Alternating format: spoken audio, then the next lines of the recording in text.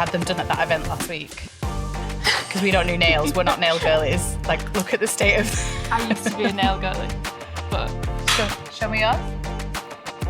Welcome to The Vault with Financielle, a safe space where we talk all things life and money. I clearly missed out on the blazer memo today. You didn't get it. Not in uniform you today. You had knitwear, okay. I think I've got team colours as well. Is it all like denims, leathers and neutrals? Blushes? Yeah. I'm blending in. Ain't no colour coming on this sofa anytime soon. Well, it's nice to be back. Nice to be back. So I'm going to start off with a TikTok, as always. Yep.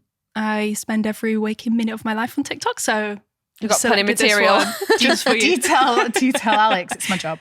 It's my job. I need to scroll at midnight. Right, let's have a look at the TikTok. My daughter asked me how come we don't have a cool car, and I said, I beg to differ. We have the coolest car available on the road today, and that is a paid-off car. That's right. I ain't got no car note. And she said, well, if you don't have a car payment, doesn't that mean you can afford a new car? And I said, not around here, partner. Not around here. This car might be 11 years old and have 190,000 miles on it, but we are going to drive her until the wheels fall off and the engine explodes on the side of the highway. We will drive her until the cost of the repairs outweighs what we have saved for a new car. And we are not fixing non-essential items. The backup camera doesn't work. That's fine. I learned how to parallel park without one. The radio works when it wants to. Also fine. I'm content sitting in the silence, listening to the racing of my own thoughts. The temperature gauge says it's 100 degrees outside. It's not. I live in New York. It's snowing. We're going to drive her until she doesn't drive anymore, because there is nothing cooler than a car that is paid off. And don't let anybody tell you otherwise. I mean, I know Laura's going to love this one. Mrs. Car Finance. I mean, I feel like, should I start or should I? Definitely. Yes. Pause. She mic dropped. Like, there is nothing cooler than a car that is paid off. And there's a couple of things really cool about that TikTok.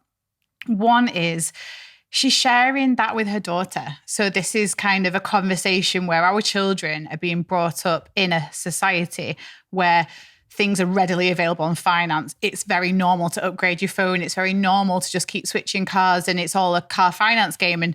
And she is brought up in that space. And so she is learning from her mum that no.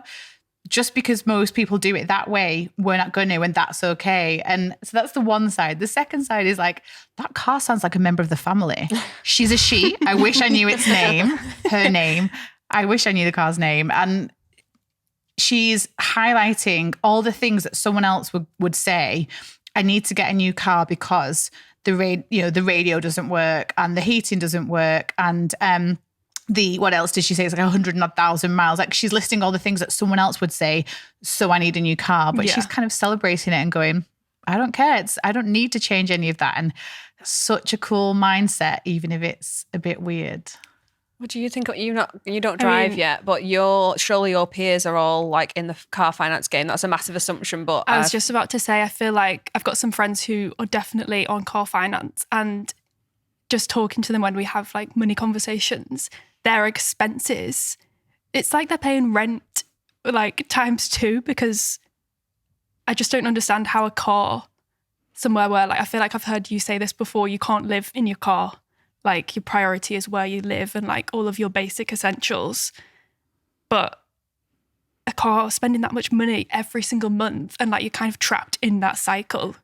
It's just insane to me. I have a lot of sympathy as well, though, for people your age that are trying to get the first car, because it's just so expensive. Driving lessons are expensive, insurance is expensive, and then cars are expensive. So it's a really, a big financial commitment for people to make. So I completely understand why the easiest thing to do is to get drawn in to a sign at the side of the road that says 0% interest on your car finance. But what's the percentage? Less than 5% of car finance is actually 0%. It's absolutely tiny, but it is affordable. It's accessible, and so you see that monthly fee, and you kind of go, I can afford that, and that is a really important thing to think about. People need to get to work, and they want to be able to travel around safely. Some people lean into car finance when they have children because there is this mentality that I want a reliable car. I mean, I've had a friend with a Porsche that broke down in the first week on the motorway, and so it's not a reliable. It was a brand new one, so not reliable. The fact that it's new, you never know, and you always might need breakdown cover and stuff like that. But I think it is a hard one. What I would say is lots of especially younger people that start off on that car finance journey, they usually at some point want a house as well. And what happens when you buy a house is they look at affordability. So they look at your budget and they go, is there room in this budget if interest rates go up, or if you lose a job, or if your expenses suddenly go up? And if you have a £200, £300, £400 car payment, possibly two if there's two of you and you're buying together, they're just going to look and go, like that is a big chunk. That's like bigger than your food bills. We know a number of community members pay more for their 2 cars than they do for the mortgage. That's insane. That's terrifying. And Laura's always like, when does this end? So that's the problem. That's insane. It's just too easy to roll into the next one. Like I remember working in a corporate job, and some of the execs would have like very reasonable, like what you would call normal cars, and the like interns would be like pulling up, literally in a Mercedes, like BMWs, Audis, and you just know. I think you said one day you looked around the car park and you were like, I think I'm the only person in the car park that actually owns my car outright. Yeah, and it was a real slog. Like that's not a flex. It was going without. Back then when I paid off that car and said never again, there was a lot of sacrifice that went with paying off that car and then driving it around and owning it. And then on the other side, there's a lot of stuff you need to do. Like you need a sinking fund to think about when, not if, it's going to break down, when the service needs to be done, when the MOT, which is hilarious because when I used to do car finance years ago, and I remember the first time I then owned my car and owned a car that was old enough for an MOT, because you don't, I think on brand new cars, you don't need it. I missed it. I actually was driving my car illegally for a few days. And I don't know whether my dad or husband, one of the men in my life, said, like, do you not think you need an MOT? And I was like, oh my God. And I just never needed to have done it because I'd always had newer cars. And now I have a proud, lovely car, 2014. So it's kicking on. Like, I guess working from home or not traveling a lot has helped the mileage, but I am proud of it. And I think what I would say, if you're listening to this now and you're in the car finance cycle, like, we're here to help. Message us, ask us any questions, email in, because we will help you get out of that car finance. We'll help you with a plan. And we'll also show you that it can be cool to have not the latest car. And it's all about prioritization. And you will get to a point of your life, hopefully, where you're so financially well that actually car finance, if you want to, doesn't really matter. It's not a big proportion of your wealth, but don't be driving around in a car to impress other people. I was just about to say half. You can't see the outside of the car when you're in the car. Literally, it doesn't make any. I don't know how to use buttons in my car or my husband's car. It doesn't matter. No, I can't like your It's car just either. such a social status symbol. But why should you not be emotionally attached to a car, Laura? Because what can happen to them? Oh my God. So my husband and I lost 2 cars in a car fire at Liverpool Echo. Oh my God. On New Year's Eve when I was pregnant. It was a great time. Great start. Couldn't even have a drink to console my thoughts. And it's How did you get home? So it was New Year's Eve, exactly. There were people, we were in the Hilton at the Liverpool in the foyer with everyone else whose cars were on fire. The whole car park, like, basically was on fire. Good night for Ubers. And we managed to get someone to come get us a minibus, because there was 2 cars worth of people. That's why we were there. And some Christmas presents and stuff, like just. Yeah, like brand new stuff, like the stuff that kids want to take in the car, and you go put it in the boot, and we're taking relatives out around Liverpool and showing in Liverpool. And do you know what? It makes you think stuff's not important. And I was not emotionally attached to that car, and I owned every piece of it. Like it was all mine. It wasn't a car finance company's. I imagine I would actually be more worried if it was someone else's. But it's an extra layer of worry, isn't it? Well, everyone's like that. Like if you dent your car and you're like, oh, it's going to be on wear and tear. I'm going to have to take that and be fixed. It's like when you hire a car on holiday and you're like, yeah, oh my God. Come outside and look at all the scratches. You're like, is that scratch and it's dust? You're like, no, it's fine. It's fine. Yeah, don't tell my dad, but I am less bothered if I whack my car door on a concrete post because it's mine, and hey ho. And like she said, and I probably won't get it fixed because there's other things in a priority in my budget that it can go to. So yeah, I'm here for the car finance one. You knew I'd like that one. Well done. Definitely. Planted. Okay, so I'm going to go on to dilemma number 1. So this is a good one. Not heard this before. So the title is My Best Friend Has Turned Into a Leech. A leech. A leech. What is a leech? Is it like a slug? Like a slug. Blood like sucking, a blood isn't sucking it? slug. It literally sucks blood out. Yeah, I get that now. That makes sense. You're like, oh, what is one? This is the title. What is it? Can you tell me what that means? Okay. Please help. I feel like I can't afford to keep my best friend.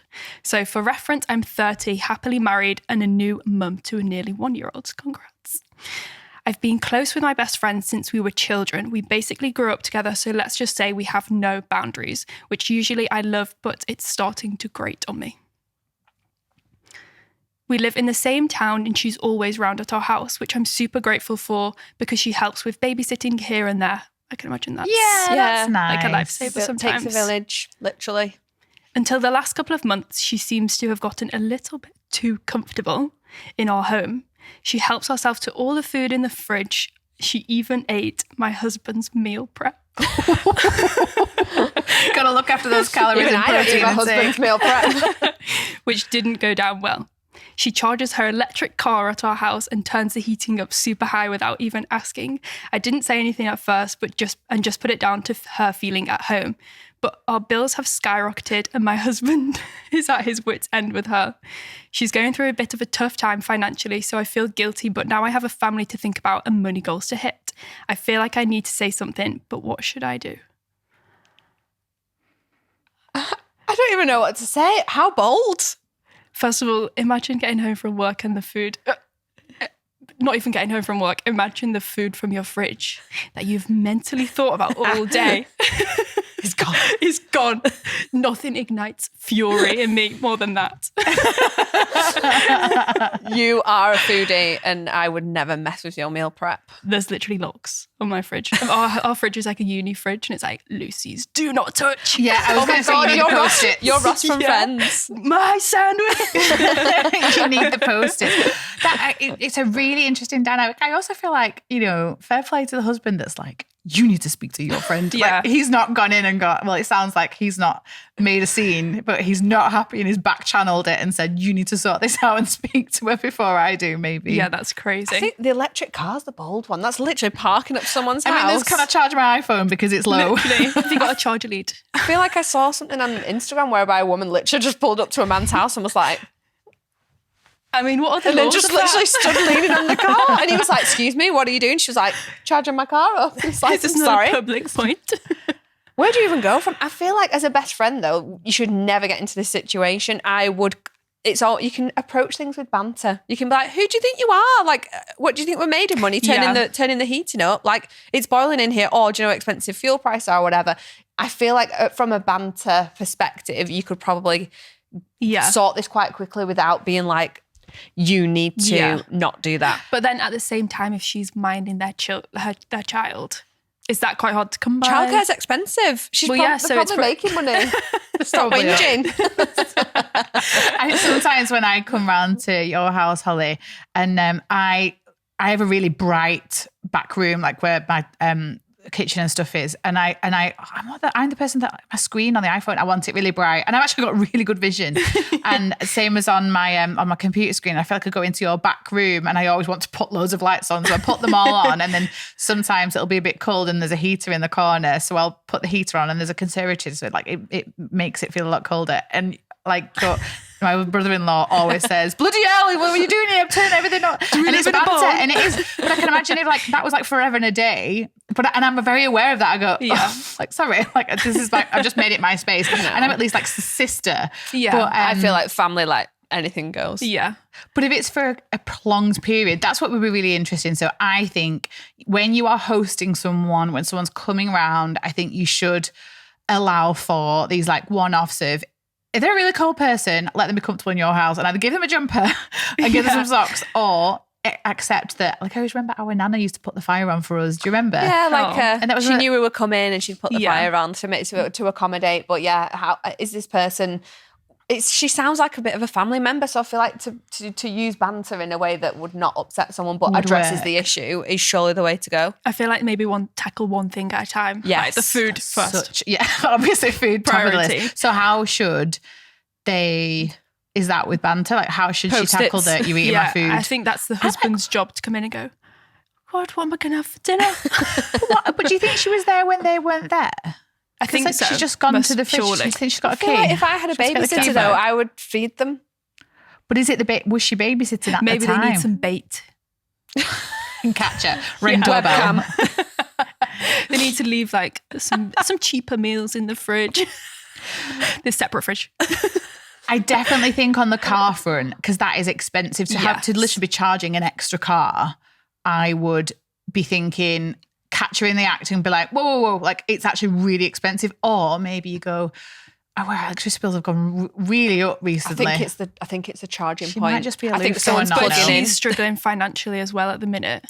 Yeah, but I could never. I would literally walk to their house because I'd be so embarrassed. I would be like, oh, no, I don't want to put anybody out. I am the opposite of this person. She is bold. She is brave. She is living her best life. I would literally be walking home in the rain. Lydia, what would you do? I mean, I feel guilty asking for like tap water and something like that. No, fine. I asked for tap water in a pub the other day and they charged me she was like, oh no, we couldn't possibly hear, you have to buy a bottle of water for like £3. I just wanted tap water. She's the type of person to like, oh, do you want a drink? Yeah, can I have hot chocolate, whipped cream, marshmallows, please? The audacity. Can I have an aesthetic milk? What's it called? Aesthetic design. Oh, like yeah, the coffee latte art. art, please. Latte art, that's it. I was like, what the hell is it? Yeah. So is she a leech? I don't know. I wouldn't go as far to say she's a leech. I think she's comfortable. Oh, but this could be the start of her leech journey. Definitely. Oh no, she's going to fatten up. She's like, She could literally be like, I'm testing the water. Yeah. It's fine. definitely. She'd be in the bath next. Yeah. giving No, salt it's a then. really interesting one. But if she's struggling financially as well, you know, I think there are things that you can do as a friend or family member, goodness of your heart, which is like, do you want to come around for dinner? You like, do you want to, I'm trying to think of what else you can would help do. in other ways. We help, whereas giving, it's not like Yeah. lending money, obviously it's not that, but it's not, do you want to come and charge your car around at our She's house? a taker. And by the way, if she's charging a car, she's got a pretty good car. Yeah, I was just gonna definitely. say, she's on car Yeah. finance. Definitely. Oh, that was a good one. I hope you get it sorted and get to a point. And I think Holly, great shout on banter first. Banter Definitely. first. Don't make Test a big the deal out of it water. at first. Don't and let her then feel attacked. see if she realises. Definitely. Wait, unplug her car. She can't get home. Uh-oh. She got to stay over, have a bath, put the heating on, dressing gown, slippers, meal. Power cut, sorry. She did it on from the purpose. mains. Back to as if she moves into your couch.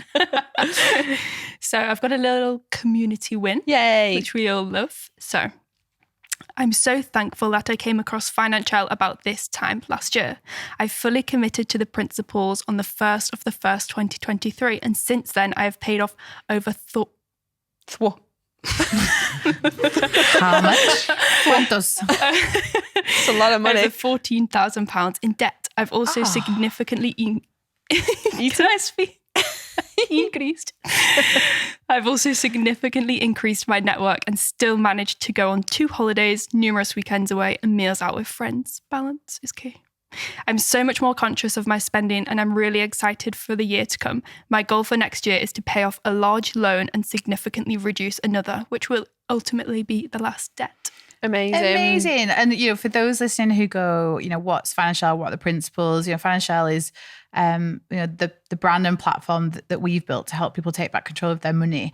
And it's a plan. And so people really benefit from this plan. And on a high level, this community member has probably done what most people do, is look at their finances, create a budget, know their numbers. And so they understand what's coming in, what's going out, because that's kind of what you've got to go with. Then she will swiftly move through building a mini emergency fund, maybe for the first time. Some people do it for the very first time. And then when that's at an amount that you feel comfortable with, you crack on and you get rid of that debt. If you can ditch debt and stop dancing with debt, you will just fly. You're really going to get to spend that. You're going to get to put it towards savings, put it towards goals and living your life. And so she sounds like she's in a stage where she's done a little bit of living, a little bit of putting money aside for things that she wants, but also she's got a goal and she's staring down becoming debt free. And hopefully she'll go on to do, you know, big things with her net worth and her wealth whilst feeling like she's doing well. So that's a gorgeous win. It's a really good one. And even though she's saying that she's still got another loan to come, but she sounds so like relaxed about it. Whereas if there's no plan in place and there's no system and there's no action being taken, to have a loan and number of debts could actually be really stressful. But she sounds like she's like, and I've got another loan to crack on with. She's just got it going. She's got the She's flywheel all right. going. She's cracking on. Well done, you. If you want to tell us any of your wins, please head to the Financielle Community or email us at thevault@financielle.com. Okay, number 2 dilemma. This is a juicy one. So be prepared. I won the lottery and I don't want to tell my husband. Oh, bold. Oh, hope husband's not listening. Since I was younger, I've always bought lottery tickets, but I've only won small amounts here and there. Cut to now, I'm 42 and I've just won over £100,000 on the lottery. My husband has always laughed at me and said I would never win and I should stop wasting my money. Look who's talking I'm the husband, now. to be fair. I'm the husband, so like, I feel Lottery cynic. I feel bad now. My relationship with my husband has been a bit rocky for the last couple of years. I've been thinking about leaving him for the last year, but shut down any thoughts because I just can't see how I would be able to afford life on my own. Do I have a moral responsibility to tell him I won the lottery, or do I just go through with the divorce without letting him know? I feel guilty because he has provided for me financially throughout our marriage, but I have no pension or any financial security. So am I right to be selfish and keep quiet? Run. I mean, do you want the moral or the legal side? Because there's two very True. different sides. I can't say that whether you like it or not, he's going to find out. If you're going to go through a divorce, don't you have to like present all your... Yeah, you have to do a financial statement. Oh, really? Yeah. So to run, I mean, I don't know where you're going to run to or skip town. I feel like but just run anyway with bags of money. in an aesthetic outfit In a with like car sunglasses. with a headscarf. Oh my God, drive away with a headscarf. Yes. And buy the car outright. Yeah. buy the car in cash. I feel like just run for the run. Just run with bags of money flying out the bags in the car with a headscarf. I feel like a Beyonce like theme tune, Yeah. the new song. Bonnie would be and great. Clyde. Have you seen these TikToks and it's like, I wouldn't tell anyone that I won the lottery, but there'd be signs and it's like getting the top shelf olive oil. Like Filippo Berio. No sunflower oil. Venti on the coffee. Yeah. Like, I've not, but I need to be on that side of TikTok. An extra side of, what was it, avocado on your salad? Or it was like an extra. Oh my God. Listen, this is off topic, but I went to Bent's Garden Centre. Is legendary and I'm here for it, and it's in our vicinity, and I love seeing, for someone who can be quite frugal sometimes, I love seeing people be bougie, and it isn't the cheapest, but it is full and people love it and the quality is amazing. So I was here for this salad, right? I really, really wanted a salad. And there was this Atlantic prawn salad. And so because of the prawns, it was obviously a bit punchy on price. It was £16.99. Oh my God. Me and my husband were like, They were both saying, what are you getting? $16.99. We were like, looked at each other. We'll eat at home. I'll have a cup of tea instead. he had a scone. It was amazing. But you can add on avocado for $3.99. You could literally buy four Get this little- 8 avocados for that. It's a tiny little pot of mashed avocado, which I have done it before. I didn't do it yesterday, Bring your own next time. but I've not won the lottery. I've not won the lottery, and it was in the budget, so it's fine. So that was a bit off topic. But yeah, I wonder what would you do in your life? Like what would people your think? bougie option? How would I know that you've won the lottery? Oh my God. You're so careful. I mean, I was going to say Bunny. food, but You would I be getting spend the on food truffle. like I have won the lottery already. So Yeah, you're a Traded in already. truffle You would fries still gal. do a no spend February. literally, You I would still do it. Would In fact, you? you'd love the challenge because more money. I would. It's all that like money you. I sat wouldn't in want your to see bank. that money like Go I down. wouldn't want to see it go to 99999. Like no. I need a side hustle. The best It's even more pressure. Get it back up to 100k quick. the best overdraft you've ever had. Literally, I'm in debt.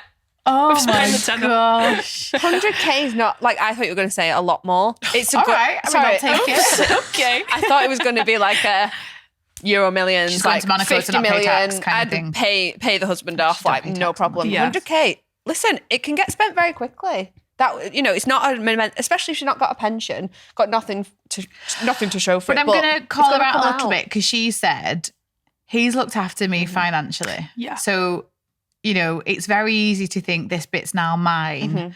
But if he has looked after her, you would kind of expect the same treatment back. But anyway, like on a legal basis, when you are getting divorced, you do what's called a financial statement, and you declare what you both have, and that's what's in your pensions, and that's what's in the house equity, and what's in savings, and what's in debt as well, relatively. And you kind of look at assets, and usually, unless there's like extra agreements in place or extra stuff, you divide it fairly, and you may find that it will be taken into account, but you still might keep most of that in an eventual separation, because if he does have a better pension than you, like that gets looked at. So yeah, I mean, no one here is telling her to run. But she can just I told you so. She can just live a like best Beyonce music video, like daydream, but have to declare. Listen, why are you still together? I wouldn't tell I wouldn't tell my husband if I wanted a scratch card.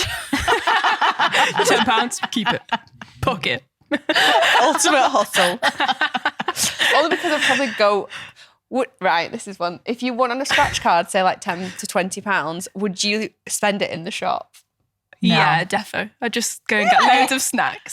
You are a snack monster. Lucy would definitely be in there getting all the nerds. Yeah. All the expensive. Immediately. Yeah, probably. She's What bougie else are we now. gonna do? All the expensive candy, top shelf candy, nerds.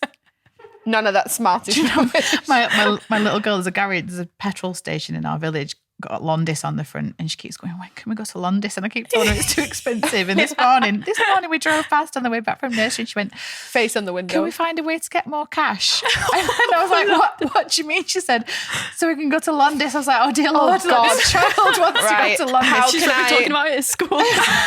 We're struggling for money. It's because I keep saying, It's the new Disneyland. Londis. Just keep it going. Yeah. See how long you can build it up keep for. it going because I'm going to take her. Yeah, the anti-take. We're going to Londis. So Splash in the you'll cash. know that we've won the lottery if we go to London. Definitely. Oh, right. Oh, that's going to give it away. She's there with a lion bar. White lamb. And she wants a Kinder Egg, but I'm telling you, it's probably double the price of the Sainsbury's one. You It need will to go and be. like plant some stuff. Get a Londis bag. Like, I went to Londis today. Do you know what's ridiculous though? I'm going, no, it's too expensive. She but spent £17 on a salad. I'm saving for my avocados. no, and guys, if I want a Diet Coke from that garage, I'm pulling in. I'm going to buy myself a Diet Hide the Coke. receipts. I'm taking my niece. I'm going to be the best auntie in the world. Okay, so we've hopefully, morally, we'd love you to keep it. Legally, please don't run away. And please tell the truth when you have to confess. But actually, tap on that. If you're not happy, don't be where you're not happy. Oh, it shouldn't be. That's very easy for me to be like, oh, you shouldn't be with him, because of a financial situation. There's so many people that come into our community that are stuck in a relationship because they're not financially secure, which is always, it's really difficult for us to kind of give advice on that because it's easy said than done. Just leave them. Where am I going to go if you've not got anywhere to go? But we do have a lot of people building fuck off funds in the background in an unhappy relationship. You just won one, so well done. She got gifted a fuck off fund. That's a sign. It is a She sign. needs to leave. Run. And get a blow dry or something. And Yeah. get your nails Get a Dyson Airwrap while you're on it. Okay, that was a good dilemma. Okay, that's all for this episode. So any final words before we close the vault? Run for the hills. No. I think I've said Amazing. enough. Okay, so the vault is now closed. So don't forget to invite your friends into the vault and share this podcast. Please send us your dilemmas over email or voice note, if you feel like it, to thevault@financielle.com. Small disclaimer, the vault is just a chat around life and money topics. We are not giving financial advice.